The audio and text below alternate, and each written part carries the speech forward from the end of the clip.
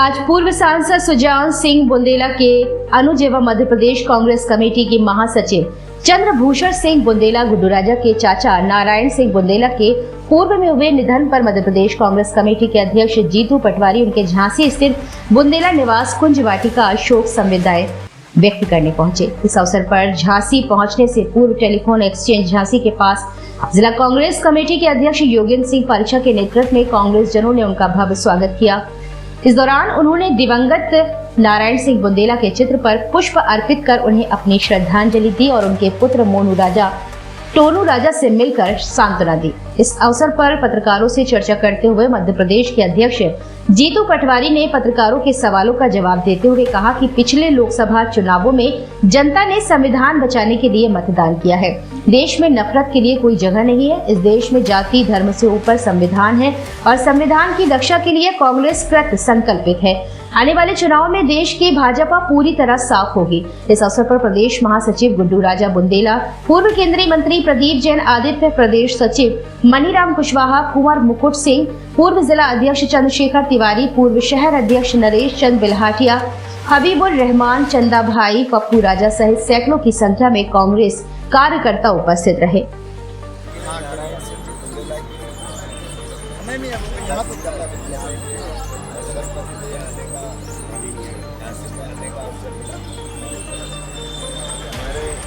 राजा बुंदेला को सागर से लोकसभा का चुनाव कांग्रेस पार्टी से लड़े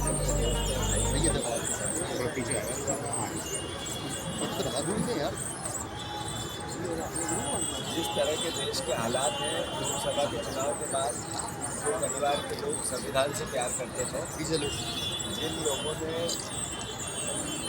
इस देश की मूल अस्मिता हिंदू मुस्लिम सिख ईसाई आपस में भाईचारे का जो नारा बुलंद करते थे, उन्हें नरेंद्र मोदी जी को सबक सिखाया। उत्तर प्रदेश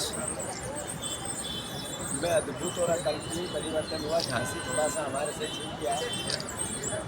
मैं मानता हूँ कि यहाँ की भी जनता बदलाव के मुख में थी, पर देश ने मैसेज दे दिया कि किसी भी प्रकार की तानाशाही पूर्ण व्यवहार ये देश कभी भी पसंद नहीं करेगा, क्योंकि हमें फिर भी विपक्ष की भूमिका मिली है।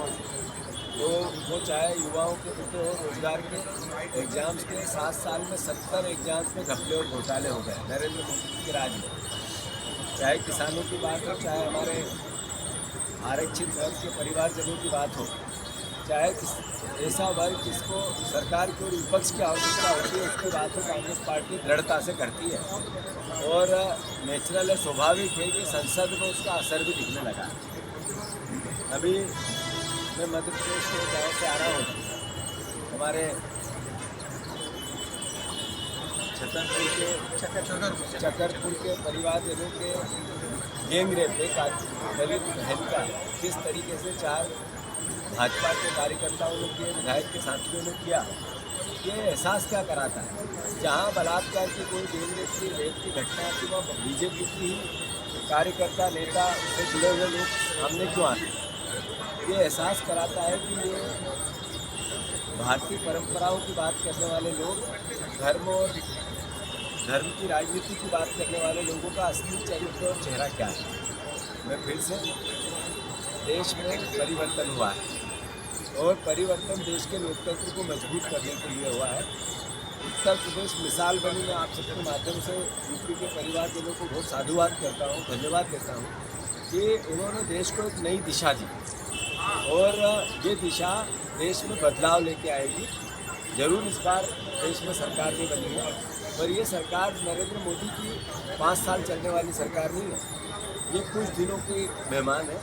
जैसा कि नीतीश कुमार जी का व्यवहार है बार बार अपने विचार को बदलने का, जैसा कि चंद्रबाबू नायडू को भी जिस तरीके का प्रलोभन दिया गया, उसके अनुरूप तो बजट में प्रावधान नहीं किया गया, तो ये एहसास कराता है कि ये सरकार बहुत दिनों की नहीं है। उत्तर प्रदेश में भी बदलाव हुआ है। तो योगी जी की हालत सबको पता है।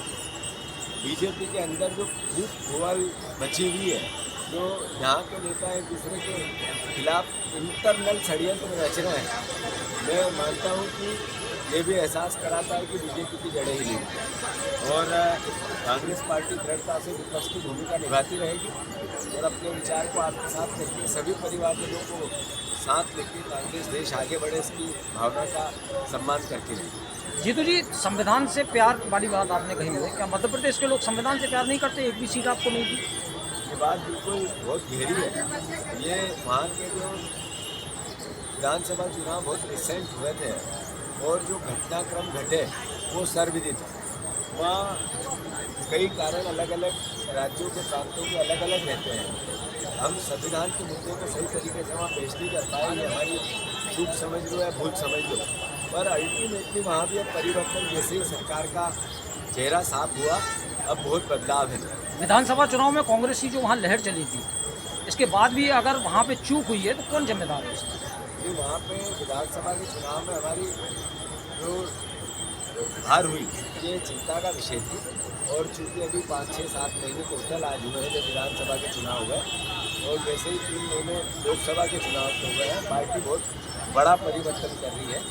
निचले स्तर पर, ग्रामीण स्तर पर पार्टी की इकाई को एक्टिवेट करने की पूरी एक रणनीति बनाई गई है और उस पर पार्टी काम कर रही है। आने वाले समय में कई चुनाव कांग्रेस है। बार बार विचार बदलने वाले जिन दो लोगों की आपने बात की है उनकी तरफ कांग्रेस भी देख रही थी सब कुछ जानने के बाद भी। मैंने अपना उत्तर दिया है, आप वेट